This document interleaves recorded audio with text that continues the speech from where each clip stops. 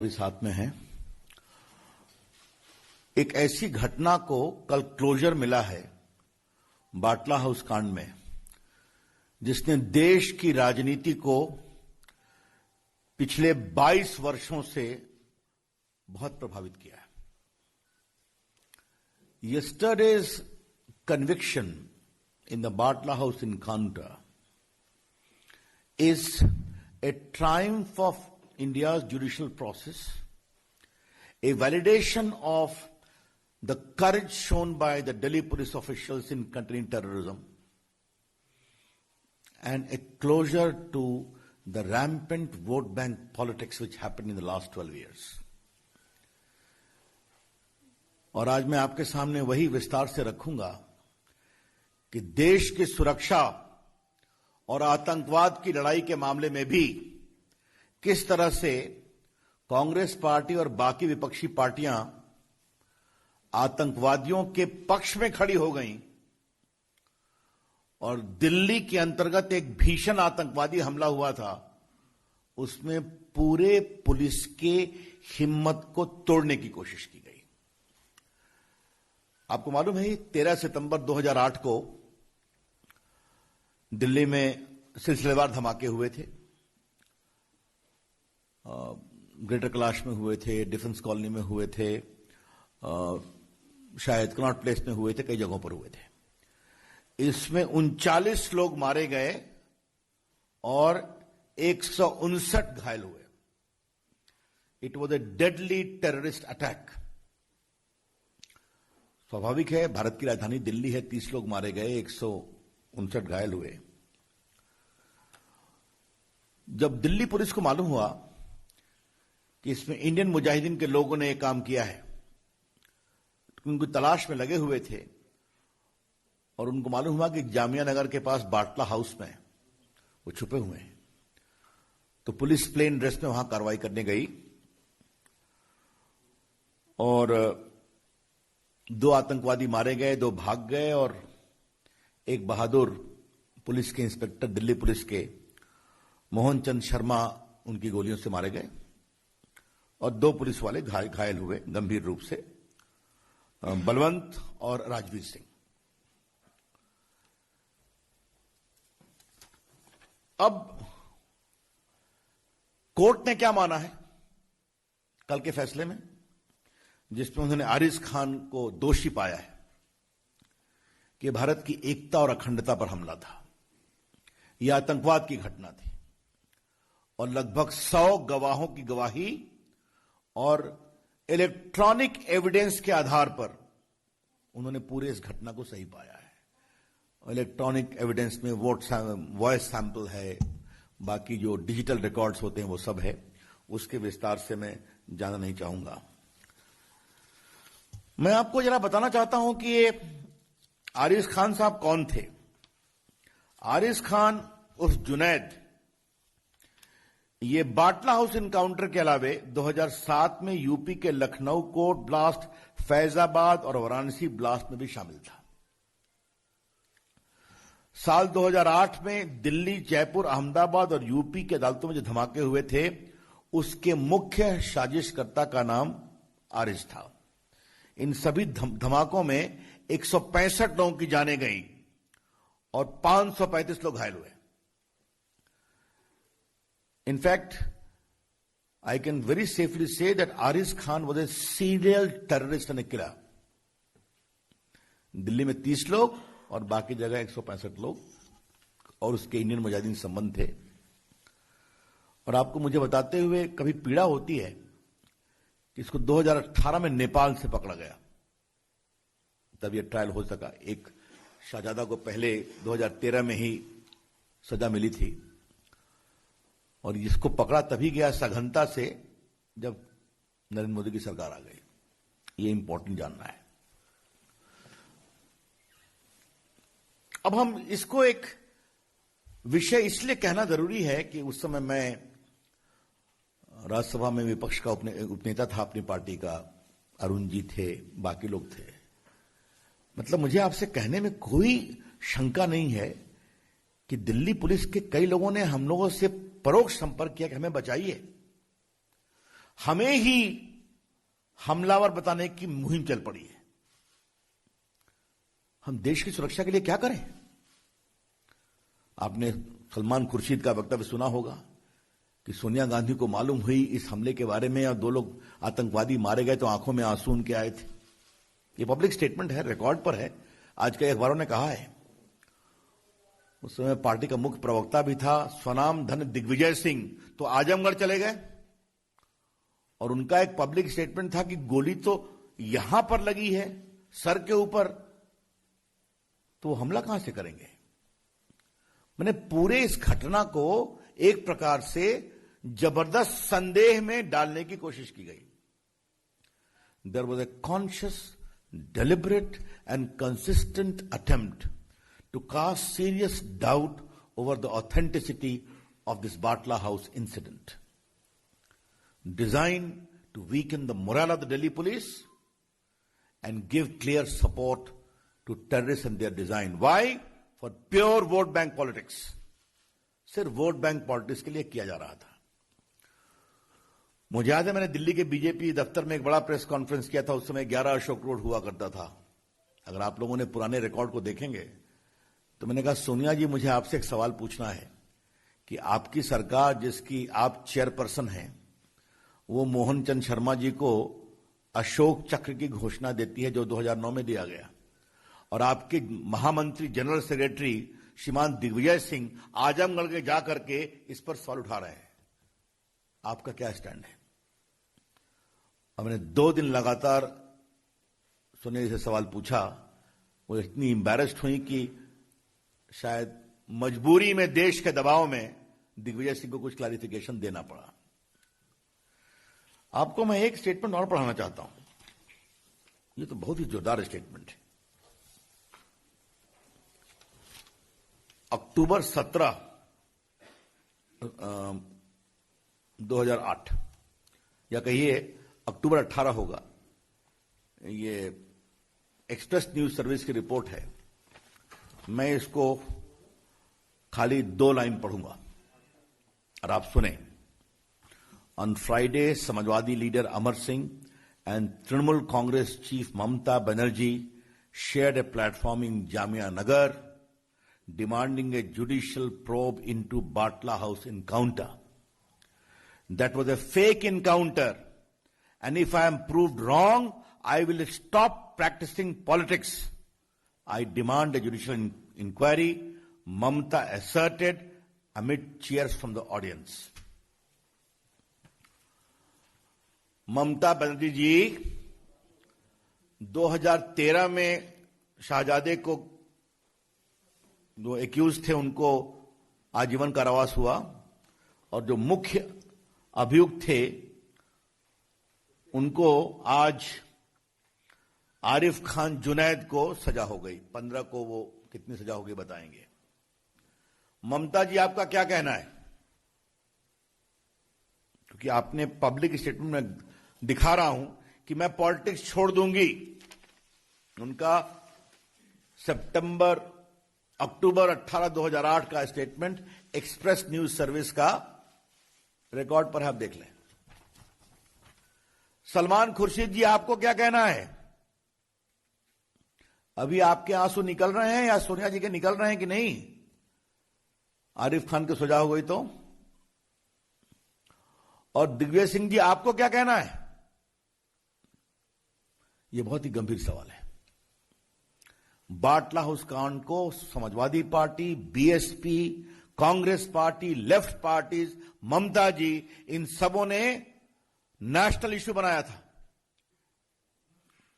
UP के चुनाव में इश्यू बनाया था। और बाकी ममता जी ने क्या कहा मैंने आपको पढ़ दिया है। क्या मतलब है इसका? क्या वोट के लिए आतंकवाद के खिलाफ लड़ाई को इस तरह से कमजोर किया जाएगा? आपको एक विषय और जानना चाहिए। ह्यूमन राइट कमीशन गए, वहां ह्यूमन राइट ने दिल्ली पुलिस की कार्रवाई को सही पाया। फिर इन लोगों ने दिल्ली हाईकोर्ट में चैलेंज किया, दिल्ली हाईकोर्ट ने भी सही पाया। फिर लोग सुप्रीम कोर्ट भी गए, सुप्रीम कोर्ट ने भी डिसमिस किया। क्या हो रहा था? एक ऐसा आतंकी जो अपने नेटवर्क से 165 लोगों की हत्या में शामिल है। दिल्ली में 30 लोग मारे गए, 100 से अधिक लोग घायल हुए। इसकी कोई इज्जत नहीं है क्या? यह है बड़े सवाल। इसलिए हां, अच्छा किया पात्रा जी ने, केजरीवाल जी भी शामिल थे इसमें, मैं भूल ही गया। उनकी आवाज तो समानता कभी कमजोर नहीं होती ऐसे मामलों में। उन्होंने भी डिमांड किया था कि फेक इनकाउंटर है, और यह सब वोट बैंक पॉलिटिक्स के लिए हो रहा था। आज जब देश की न्याय प्रक्रिया के द्वारा एक बहुत बड़े आतंकवादी को यह बड़ी सजा मिली है, 100 से अधिक गवाही के आधार पर, साइंटिफिक एविडेंस के आधार पर, मेडिकल एविडेंस के आधार पर, तो क्या यह पार्टियां माफी मांगेगी? हम डिमांड कर रहे हैं, ममता जी, आज आप एक मुख्यमंत्री हैं, 1-1.5 महीने में क्या होगा देश जानता है आपका। क्या आप माफी मांगेंगी? Sonia Gandhi ji, will you apologise? आपके पार्टी के नेताओं ने क्या क्या कैंपेन नहीं किया था कि आपके आंसू निकल गए थे?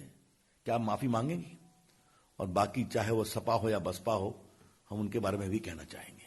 हां, केजरीवाल जी से ही पूछेंगे कि आपने भी कहा था, क्या देश के ऊपर आतंकवादी मामले में हम एक स्वर में नहीं बोल सकते? क्या यह सच्चाई नहीं है कि देश में आतंकवाद की जहरें बहुत गहरी हैं, सरहद के पार से हैं?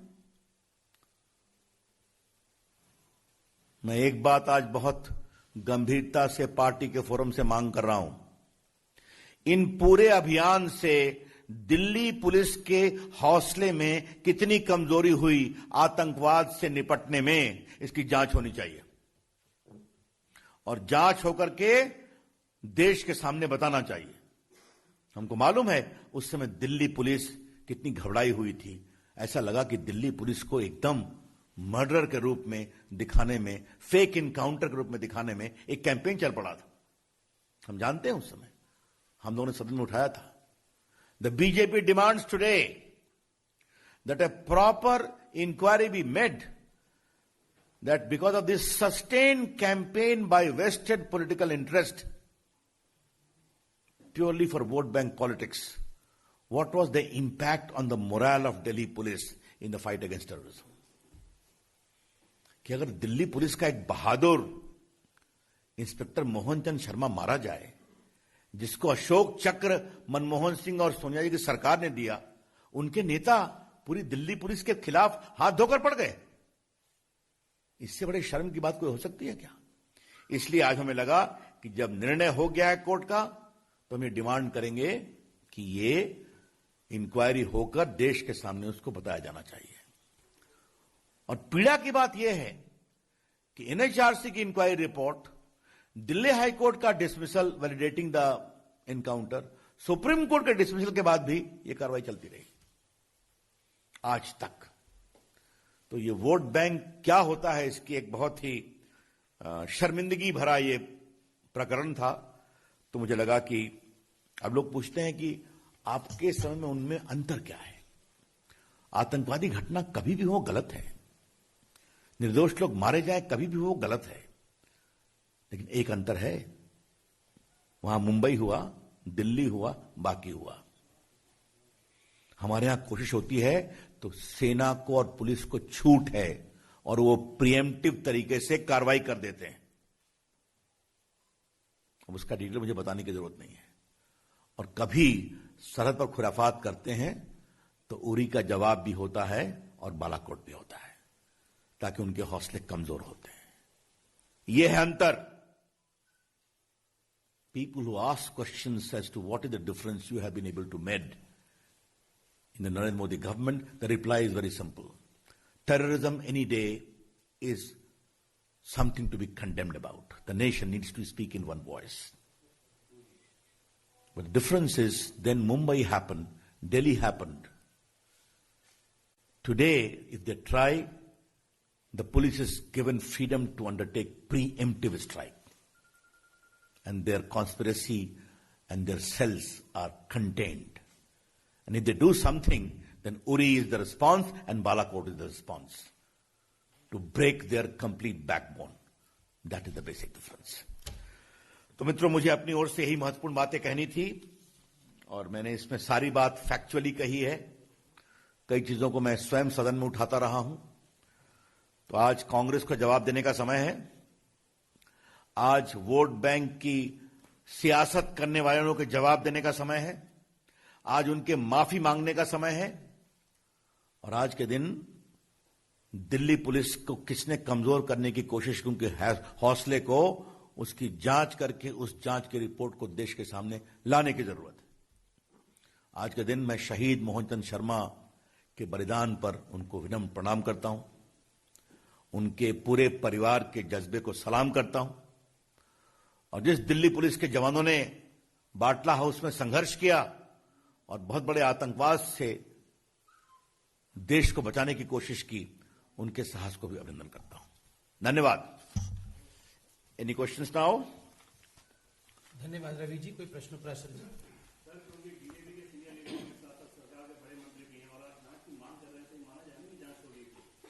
मैं पार्टी के फोरम से बात कर रहा हूं। आप अनुभवी पत्रकार हैं। जब मैं यहां आता हूं तो पार्टी के कार्यकर्ता के रूप में आता हूं और देश की अपेक्षा में आग्रह कर रहा हूं। बाकी शासन अपनी प्रक्रिया से उसके बारे में कार्रवाई करेंगे। काउंटर मामले में जिस तरह की राजनीति देखने को मिली और इस तरह जब भी कुछ और एनकाउंटर में भी पहले राजनीति के आरोप लगे हैं और बाद में जब तथ्य सामने आया तो फिर लोग चुप हो गए। आपको लगता है कि अब इस मामले से सबक लेंगे? खासतौर पर कांग्रेस पार्टी, चूंकि कई एनकाउंटर में दबे छुपे उनके नेता सवाल उठाते रहे। बटला में तो खुले तौर पर कहा कि सोनिया गांधी के आंसू आ गए। देखिए, मुझे एक ही बात कहनी है। आज के दिन मैं इस विषय को एक बड़ी धार देना चाहता हूं। आतंकवाद पर सियासत कितना की जाएगी? क्या आतंकवाद की घटना एक सच्चाई नहीं है? कितने निर्दोष लोगों की जान जाने के बाद वोटों की सौदागरी कमजोर होगी या बंद होगी? ये है बड़े सवाल। इसलिए आज मैंने कोई पॉलिटिकल डिमांड नहीं किया है। जिन्होंने किया उनका माफी मांगना बनता है कि नहीं बनता है, ये विषय उठाया है। रवि जी, आम आदमी अगर आतंकवादियों के बारे में बात करता है या फिर उनका साथ देता है तो उसके खिलाफ देशद्रोह वगैरह का मुकदमा करता है, कानून मंत्री। लेकिन पॉलिटिकल सिस्टम या इतने बड़े बड़े नेता आतंकवादियों को खुलेआम सपोर्ट कर रहे थे और आप बीजेपी के मन से सिर्फ माफी की बात कर रहे हैं। क्या इन ऐसे नेताओं के खिलाफ भी देशद्रोह या इस सब का मुकदमा दायर? देखिए, पहले हिंदुस्तान एक लोकतंत्र है। उन्होंने एक डिमांड किया जो गलत था और काफी मामले में आतंकवाद के खिलाफ कार्रवाई में समझौता करने की भी बात थी। मैंने एक्सप्लेन किया है। लेकिन अगर मैं आपको इस परिदृश्य को पिछले 12 साल की राजनीतिक के आलोक में बताऊं तो हाशिए पर चले गए कि नहीं चले गए? कुछ सीखेंगे वो? देश की सोच किधर है? भारत के लोग, भारत की सेना और भारत के सुरक्षा कर्मियों के कमजोर करने वाले हौसले की किसी सियासत को बर्दाश्त नहीं करते हैं। और जो लोग डिमांड कर रहे थे वो कहां है? खुद उनकी पार्टी कितनी कमजोर है ये देश ने देखा है। धन्यवाद।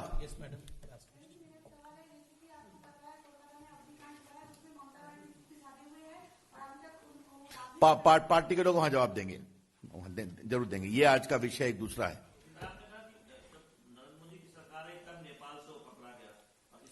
मैंने 2018 का ईयर भी बताया। वो भागा हुआ था, वो भटकल ग्रुप के साथ संपर्क में था। कई बार वो संदेश पर भारत में मुजाहिदीन के पूरे संगठन को विस्तार देने के लिए वहां सऊदी अरबिया से वापस आया था। ये सब बातें पुलिस की बातें हैं। लेकिन मैं एक बात अवश्य कहूंगा, उसके खिलाफ सघन अभियान तभी हुआ जब हमारी सरकार आई। पूरा कस करके एक प्रकार से उसकी जांच की गई, परख की गई, कहां गया, और दिल्ली की पुलिस लोग जाके उसको पकड़ के ले आए। Himanshu ji, last question. Sir, Rahul Gandhi ने यूथ विंग को संबोधित किया था और उन्होंने कहा कि जो बीजेपी में शामिल होते वो बैक बेंचर बन जाते हैं। यदि कांग्रेस में रहते सिंधिया जी तो वो आज सीएम होते। ऐसा है कि देश खुद ही कांग्रेस को बैक बेंच में ले आया है। इससे अधिक और मैं क्या बोलूं? Thank you. धन्यवाद। जरा मैं निकलूंगा, मुझे संसद में जाना।